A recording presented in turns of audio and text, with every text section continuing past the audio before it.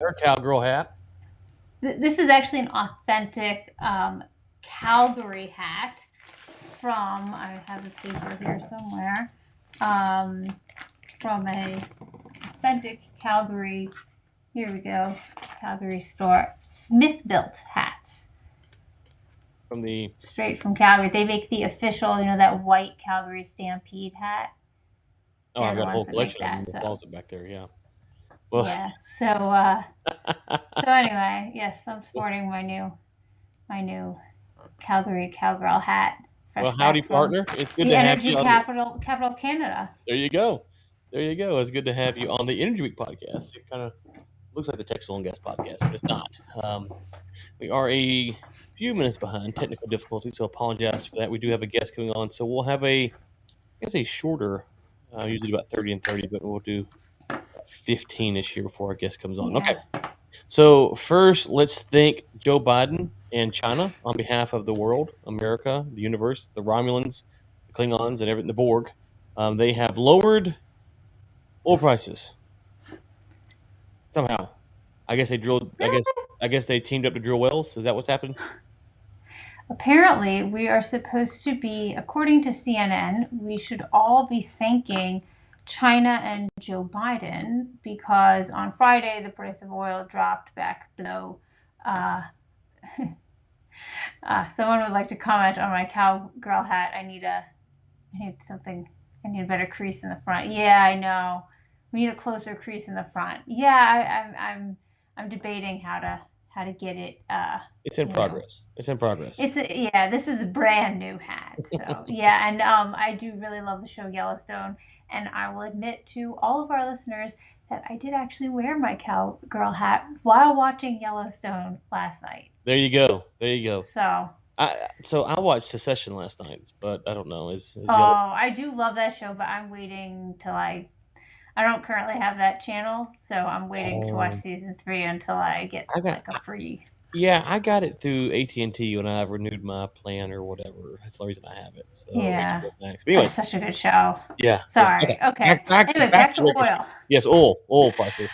So Um, why does CNN want us to thank Joe Biden and China, other than the obvious reason that they seem to want us to always thank Joe Biden and China for everything? Um, yeah, so they're claiming that apparently it's because Joe Biden and President Xi discussed the importance of taking measures to address global energy supplies during a virtual summit. Personally, I think that if that the drop in oil prices was more could be more accurately correlated with the announcement by Austria that they're going into a full national lockdown. But and Germany's looking President Biden to, and Xi didn't ask me. and Germany's doing something similar, right? Or they're discussing a lockdown, right? Well, it seemed like first they were saying their health ministers recommended it. Then they were saying no, we're not going to do it. But now, did you see what Merkel said today? I think she basically said something like, "It's the worst it's been, Yeah, and we have to do something." And she didn't say what that something was, but I was actually wondering, and maybe you'll tell me what you think about this. That came directly. That statement like also came after announcements that energy prices are going back up in Europe. So I was actually wondering if it had something to do with like also maybe if they keep everybody home, then electricity demand might go down, and oil heating. I'm sorry, and gas heating might go down if no one's going to the office or schools or whatever else they shut down there. So it might curb electricity demand, which would it's help with the like natural a new gas take on. shortage. It's a new take on daylight savings time, right? Instead of adjusting the clock, we just lock We should everyone in go their into house. lockdown. We don't have any energy. So Russia, we still refuse to approve the Nord Stream 2 pipeline. So hmm well, this has got to everyone be. just sit tight. It's not good news. I mean, I guess it's good news for the economy because prices go down. It's better for average consumer. But it can't be good news for U.S. producers, right? As they're getting to go in towards next year, U.S. producers don't want to see prices falling. Yeah, I mean, but how far are we talking about falling here? Like we're still in like the high 70s. Um, no. If you have more lockdowns going forward. Oh yeah.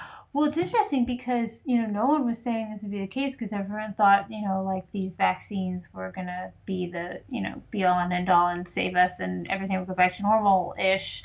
But remember the OPEC, especially Abdul Aziz, was uh, the energy minister of Saudi Arabia was saying, well, we don't know what's going to happen with COVID, and he was still seeing some potential weaknesses. I think he was probably, following or at least looking at some of the seasonality patterns and potentially, expecting a more lockdowns in Europe. So I'm not surprised by that, and I think that that was definitely something at least that OPEC had on its radar, was seeing potential demand weakness. Yeah, and I saw our buddy Big Orin. I didn't get to follow the thread. I saw him tweeting yesterday about 2022 being vastly oversupplied, which I thought was, if I read him right, interesting. And if I didn't, I'll just attribute it to him just so Well, fired up. yeah, we should look at that. I mean, I don't know if it's vastly oversupplied, but definitely, I mean, the OPEC has been saying that they see oversupply, that they think that I mean, in fact, Barkindo said last week at the ADIPEC conference that they've been seeing oil stockpiles grow for the past 6 weeks, and that he thinks we could flip to oversupply by December, which is like a couple weeks away, which is much sooner than Q1 2022. Hmm. So I think, I think there's a lot of uncertainty there. I wrote this in my investing.com piece actually last week, but OPEC and the IEA and even the EIA to some extent are much more bearish about oil prices and than the banks basically. Like all the banks are like standing there like $90 oil, $120 oil by Bank of America thinks we're gonna have $120 oil by June. We had a guest on And this morning, then Take On Guest podcast, who said 125 next year. Next week, so 120, 125. so I think there's a real. I think that the takeaway here is there's a real divergence between what these organizations are saying and what the banks are saying. I think it comes from they're looking at different things, and unless like the banks know more about what's going on in terms of U.S. production than OPEC and these other people do, which could potentially be the case. I'm not discounting that, but I mean we're seeing a real divergence. But then again, a lot of the like money managers and stuff were reducing their long positions last week, so at least they seem like maybe they're like playing the game, even if they think it'll go back up. Yeah, I suspect the banks don't know more than OPEC does, but I could be wrong. Okay, a couple of things here before we move on. Is Travis your guy? I have no idea what that means. I'm guessing that's Yellowstone. Oh, maybe. Is that Yellowstone? I don't know. I don't know who Travis is. I don't know. I don't watch Casey's my Yellowstone. favorite character, if that is important to people. Also, I would just like to say, like, I was watching Yellowstone from the beginning, like when it first premiered. I was Oh, an you're early an OG. adopter. And then also from I'm an Clay, OG before it was popular. Ellen, all we have to do is ask China Ryan what's going on over there. He's basically Hunter 2.0. Watch for his artwork next. Well, listen, I don't want to get into my Chinese artwork in my bids. That was a little bit personal, Clay, but thanks for bringing that out. Okay. And then another comment. Wait till the next 4th, July 2022. Um, For like $125 oil. yeah, I think that's what that's in regards to. So yeah, that's your Yeah, energy blogger. Just let us know there in the chat. We'll keep on speaking along possible. here. It Okay. is possible. Exclusive. U.S. asks Japan, China, others to consider tapping oil reserves. Now, this has been a talk. We talked about this last week about the SPR, the release.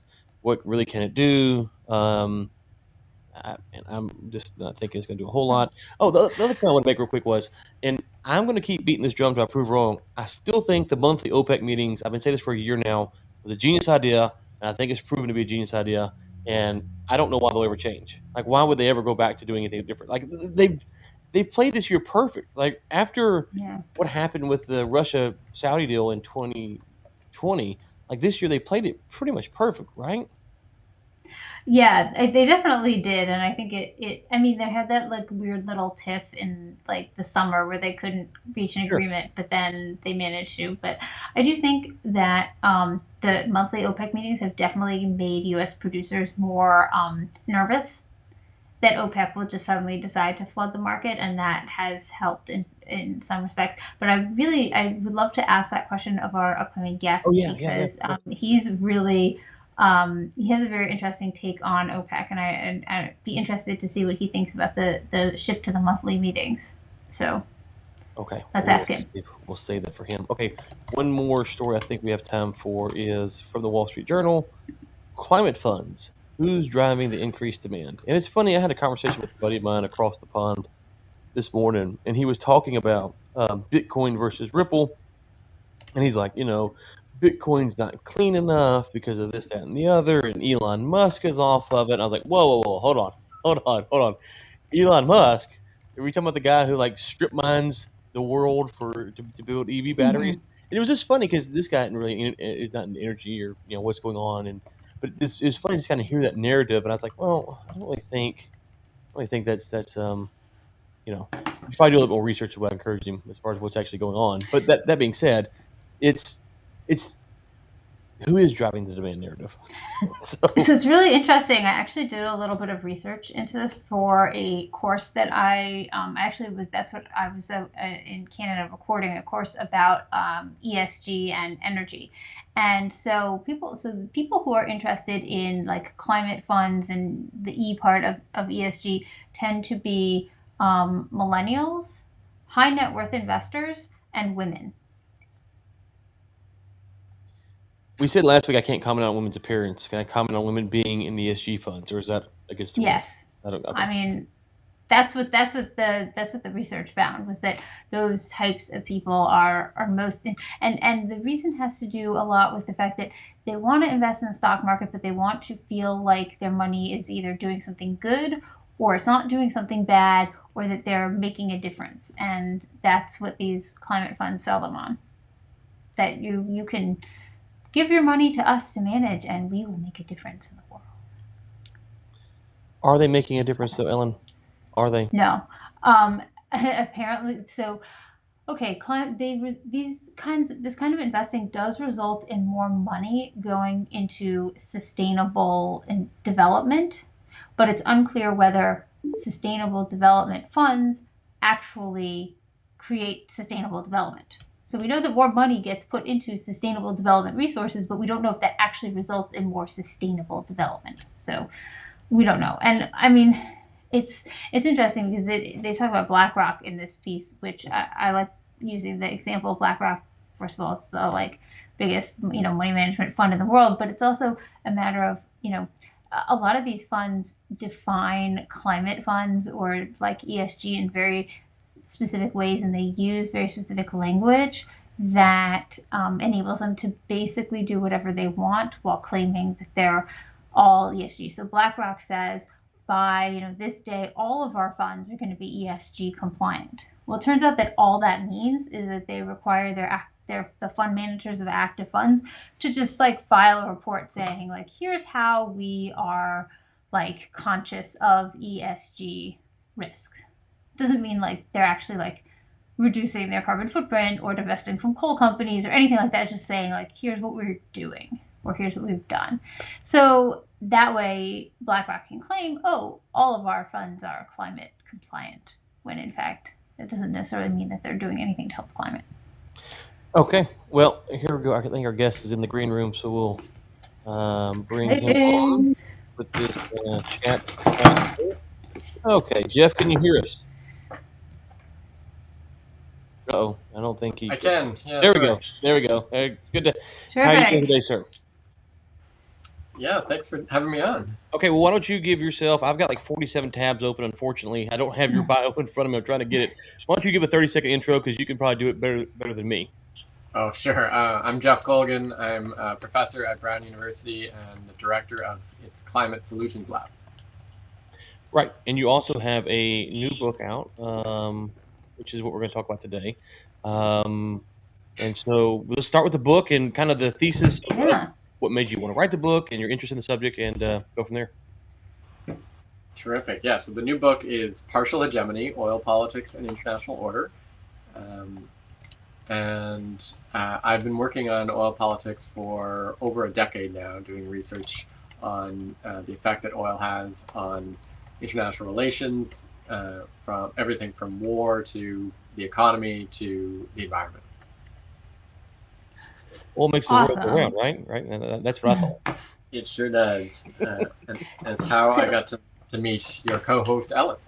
Yeah. Jeff and I actually met all the way in Abu Dhabi. We were on a panel together several years ago at a conference about OPEC at NYU Abu Dhabi. So that was really fun times. Yeah, that was a fun conference, if I recall. It was. So I really enjoyed reading this book, particularly in light of some of the interesting rhetoric that we've been getting about OPEC and OPEC the cartel today, and I think is particularly relevant to to our listeners. So I was wondering if we could kind of skip some of the international relations theory, which is really interesting, but possibly not of the most interest to our listeners, and get straight to your really interesting thesis, which is that one of the main themes of the book is that, as you argue, OPEC is not a cartel and has never really been a cartel, and not a very successful one. And maybe you could talk a little bit more about how you reach this conclusion and what you see OPEC actually is. Yeah, absolutely. Thanks for the question. And you're right, OPEC has, of course, been getting lots of attention these days. And so when I say it's not a cartel, I mean, I should be sort of clear about the terms that I'm using, because cartel is one of these words that has lots of meanings. And if we just think about it as, say, a group of producers, then yeah, sure, of course it's a cartel in that sense. But if you mean it in a more economic sense, where a cartel is a group of producers that can actually control market supply to a certain degree. I'm not saying perfect control, but that they can control it enough to be able to move prices. So that's sort of the expectation, economic definition of cartel. And I don't think OPEC actually is one. It's very clearly a group that has a headquarters in Vienna, and they have press meetings all the time. They have, but they don't actually change what their members really do. So Saudi Arabia, on its own, has some market power over the price of oil. They can pump more oil or less oil based on their decisions, their economic and political decisions. But they don't need OPEC to do that. And the real question is whether all of the members of OPEC are, in some sense, greater than the sum of their parts, because all of the members on their own can do whatever it is that they choose to do. But OPEC itself isn't amplifying their power in any way. They're not actually cooperating in the sense that OPEC is making decisions that lead its members to do something that they wouldn't otherwise do, right? So yes, they pump more oil or less oil, but they would do that anyway, is the argument that I make.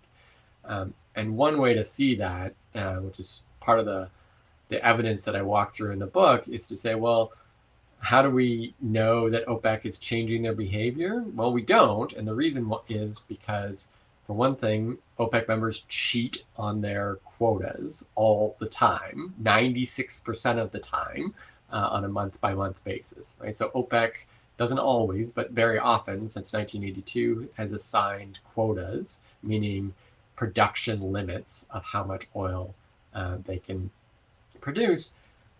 And the member states kind of ignore those quotas all the time, right? Where they just produce as much as they want. And many of the members of OPEC, like Venezuela or Nigeria or Iraq, these are countries that are, they've been in hard times and they need the money. And so they are pumping oil basically as fast as they can profitably all the time. And so when a group in Vienna says, well, you shouldn't pump as much oil because we're trying to pump up the world's oil price, they think to themselves, you know what, forget it. I need to pump as much oil as I can.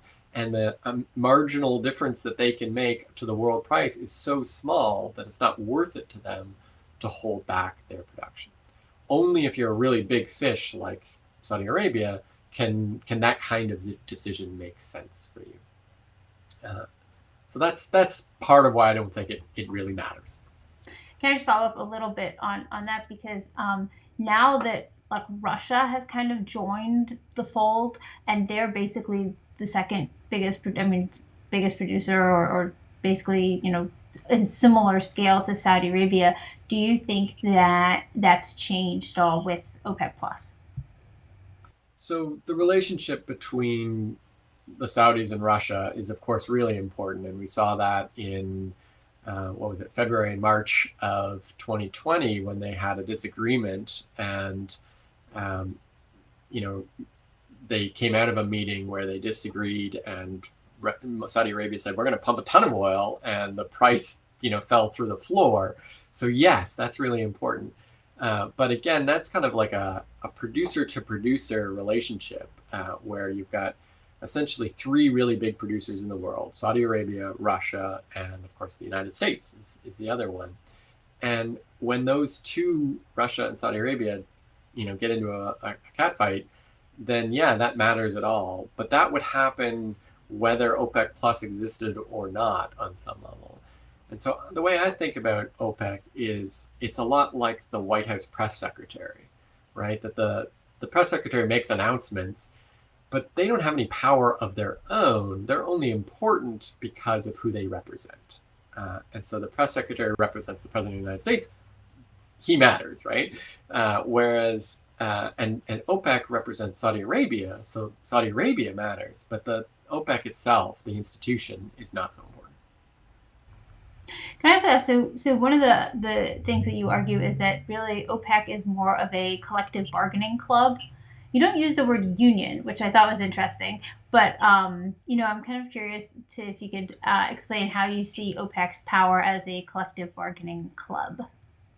Yes, so they used to be, not that they are anymore, but I call it, I think, a collective bargaining unit. And this goes back to the time when OPEC was founded in 1960, and I think they were like a collective bargaining unit until 1973, which was the first oil crisis, when oil prices went through the roof, right? They quadrupled that year.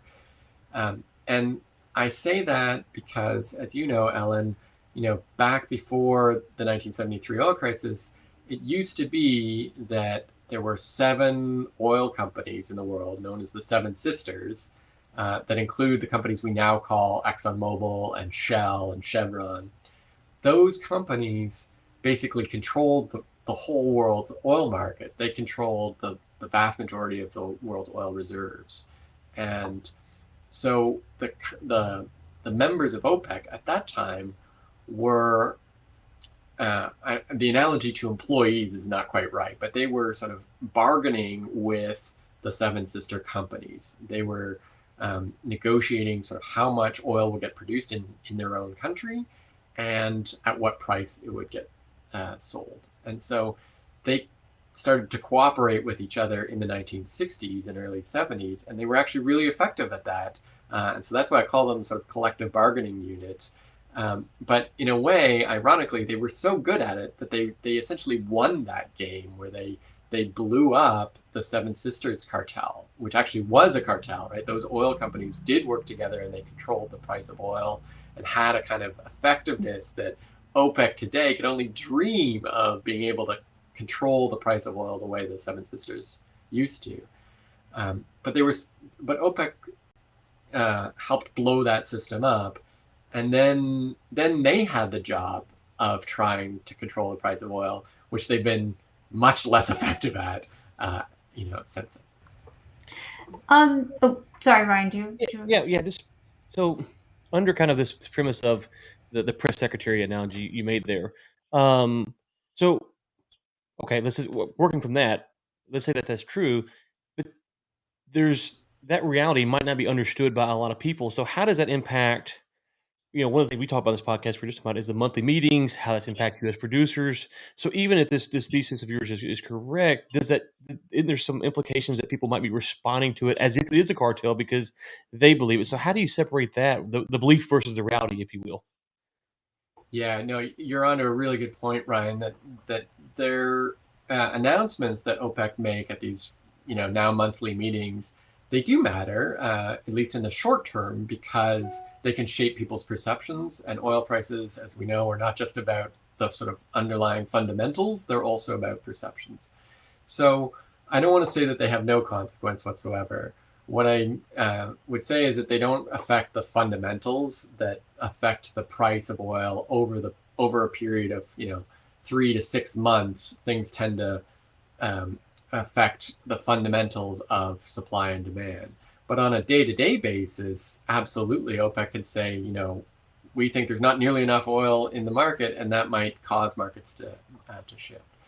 Let me just add one thing, and then I'll keep my answer short. But the only thing I would add to that is that the media tends to overreact to OPEC, right? So whenever no, the media never overreacts. Come on now.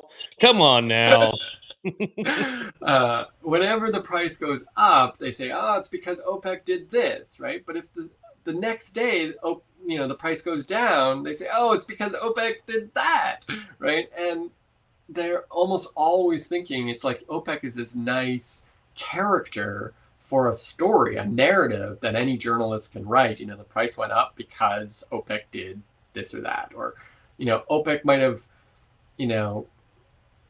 increased the amount of oil they're going to produce, but they didn't do it as much as the market was expecting, right? So there's always this infinite flexibility in the story about why the price went up or down. And actually, I think most of that stuff, right, when they say OPEC did this or that, usually is not that important to what market actors are really thinking.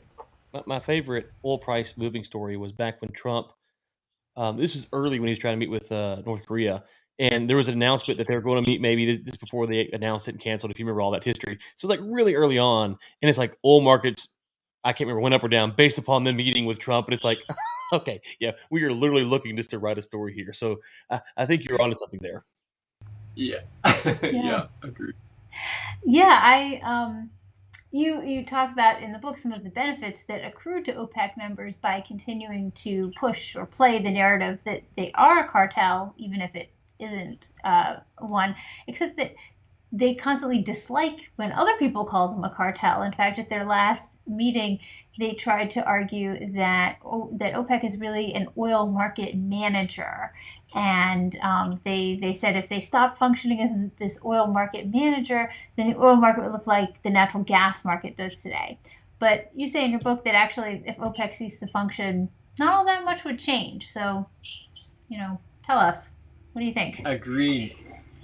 So I think it's fascinating, actually. I did an interview with the general counsel of OPEC in their headquarters in Vienna, and was really struck by how concerned she was about legal perception, because OPEC is constantly being sued, both in Europe and in the United States, for being a cartel. They face antitrust regulation or antitrust cases all the time. And many of these turn out to be kind of frivolous lawsuits who get tossed out. But the general counsel of OPEC knows full well that they cannot call themselves or represent themselves as a cartel because it's going to get them into legal hot water. And so even though on one hand they want to be perceived as being like really important for controlling the price of oil, because that's politically a very sort of powerful tool to have for them, at the same time they don't want to be blamed for what happens on oil prices. And Ellen, as you point out, I think it's not just OPEC that likes to call themselves or be seen as a cartel. It's also, politicians in the United States like to have someone to blame when prices go up or down. And this is, a bipartisan tendency, right? That both Republican and Democrat politicians have sometimes pointed at OPEC. Oh, well, I can't do anything. It's because of them, or vice versa. That they try to, say, oh, I went and talked with OPEC, and that's why your prices are, your gas prices are low or whatever. So that's something. It's a convenient narrative for a lot of different people. So I knew a trader who traded for Shell, and one of the things he would talk to me about is how much better their data was than the guy trading, outside of Shell or whatever. And there's a book I was trying to find it, I can't find it, and the author argues that the African nations should join OPEC so they'd have access to the OPEC data to make their production schedules better. How would you synthesize that? So if you have access to premium data because you're an OPEC member, which determines how much you can over or under drill, is that any impact on what your thesis is? Yeah, so that's actually a good point, and I sort of gave myself an out in the book about talking about this kind of information sharing is potentially a really valuable part of what OPEC does, and so I acknowledge that, and especially for a poor country that doesn't have a lot of money to splash out for good data, this might be a really important advantage. Mind you, becoming a member of OPEC costs a few $1 million a year as well, Sure. so it's not free, and so they might be just better off buying the data and staying away from OPEC. But I do think that there's an information clearinghouse kind of role that OPEC does play, and that's something that I promised Ellen I won't talk about IR theory at all, but I mean, as somebody who studies international institutions, that's something that we're sort of constantly familiar with, is that one of the things that institutions do, international organizations, is share information across borders. So that's a typical rule.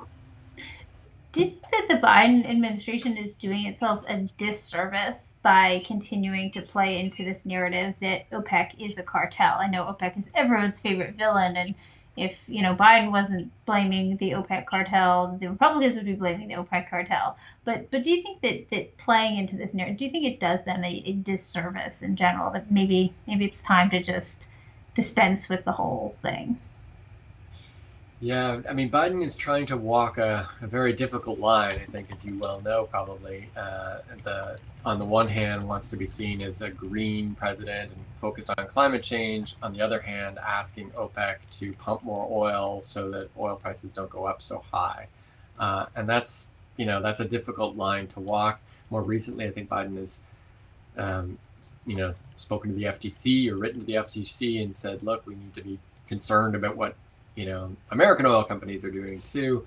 This is probably the same kind of political theater that we have seen lots of presidents do, because Biden well knows that high oil prices, high gasoline prices, are bad news for incumbent politicians, and so he wants to be seen as trying to do something about that.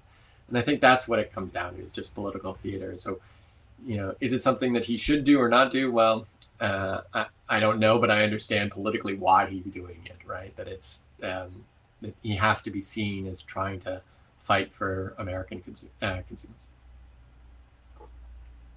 So, what do you think as we move forward? There's a lot of pushback on oil and gas.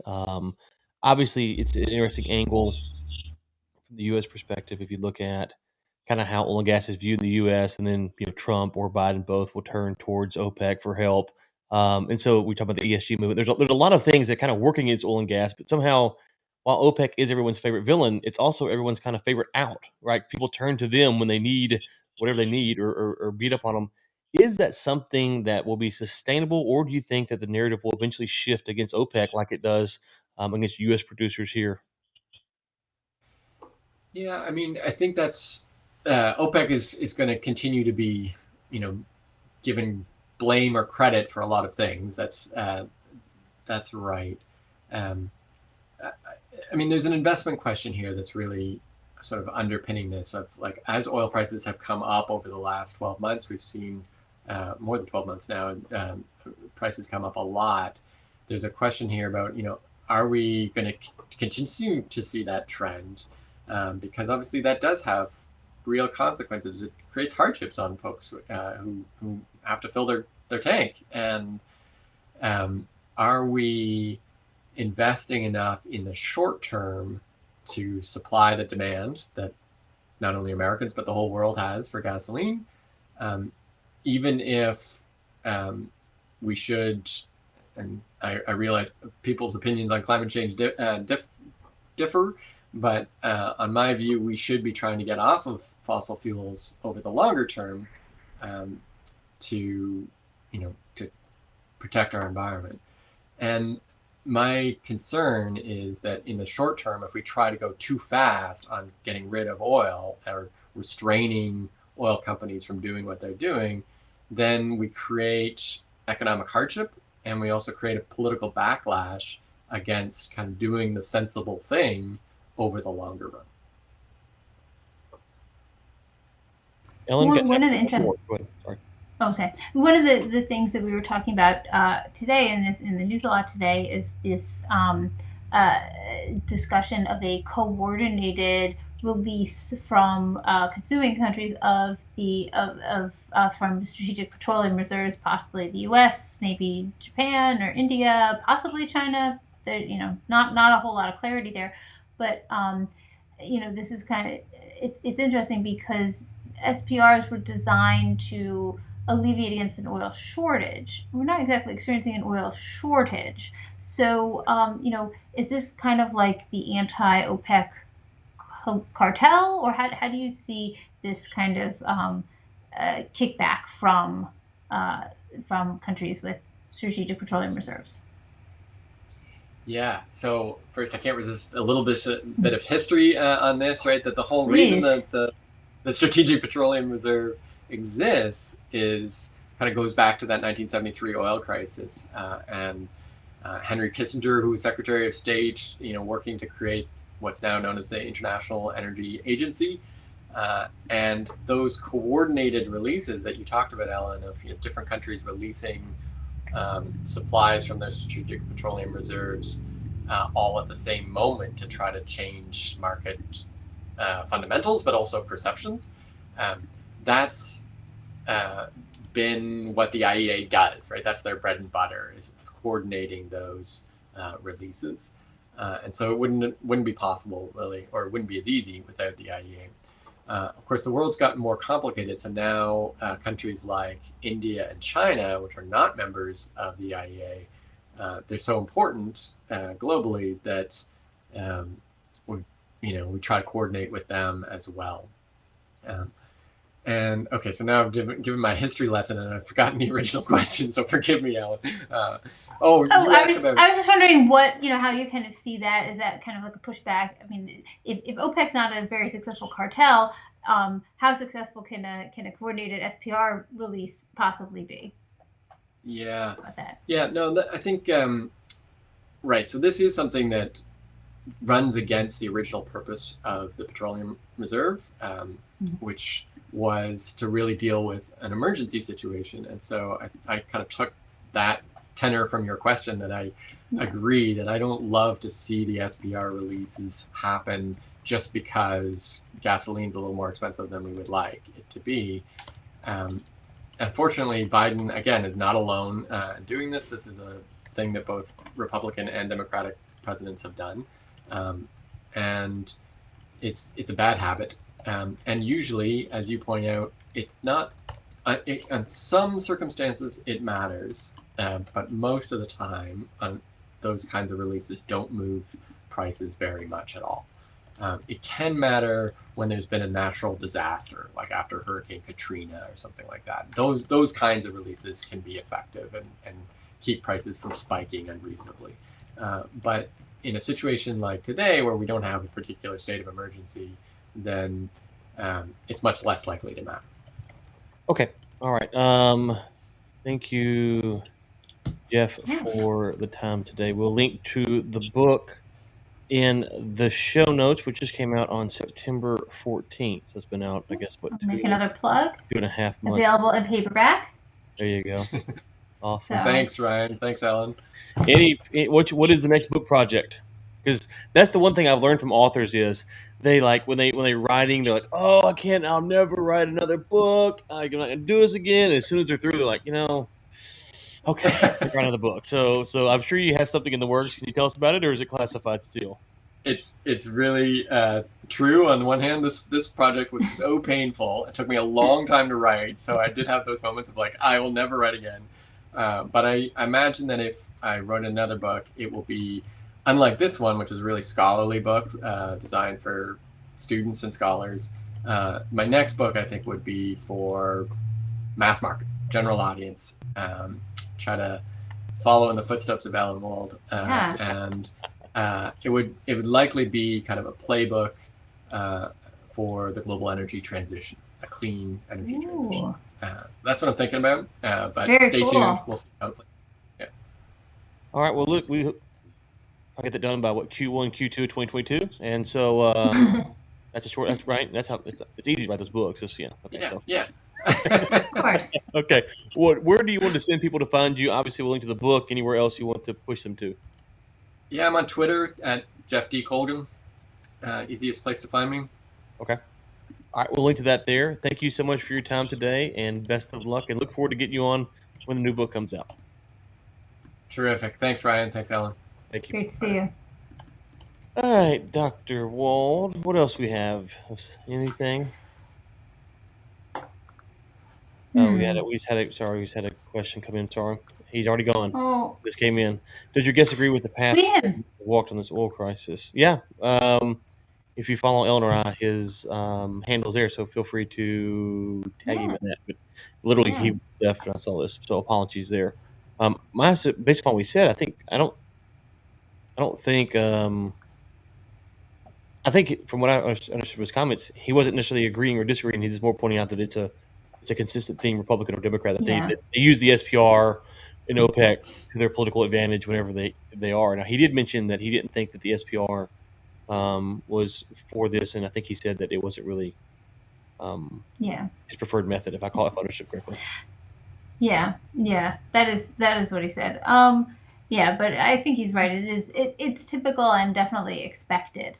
My favorite thing was Elizabeth Warren talking about how she's blaming Exxon and Chevron, and you were totally right. It was basically a very veiled way of saying "drill, baby, drill." Yes, that was lovely. I like that. She. So, anyways, okay, Dr. Wald, where will you? Thanksgiving week, will you be anywhere this week, or are you taking off? Yeah, I'll be on investing.com, and hopefully, I don't know when this piece will be coming out, but I will have a piece up on the Atlantic Council Global Energy Center blog. I don't know if it will be up this week or next week, but hopefully sometime soon. And otherwise, everyone should enjoy their turkey or non-turkey. For people who don't like turkey, I understand there are some of those, or vegetarians. Go enjoy all of your Thanksgiving feasts. Fried turkey is the best way to do turkey, but that's a debate for another day. I will have Jake Bright on, the author of The Next Africa, on Inside the War Room this week. And Dr. Wald gave last week's Inside the War Room a glowing review with Jeremy Friedman from Harvard. And so Jeremy Friedman and I go way back. Yeah. I knew him when he was a little itty-bitty grad student. So yeah, and there might be an appearance from Dr. Wald and Jeremy Friedman coming soon on his new book. Yeah, so that. That could be fun. Yeah. So I'm also going to be on Bloomberg Radio tonight. Ooh. Like Bloomberg Asia, whatever it's called, talking about SPR releases and the like. There you go. All right. Well, thank you. Be sure to check out the to Jeff's book, and send him a note. Tell him thanks for coming on. And with that, we'll be back next week.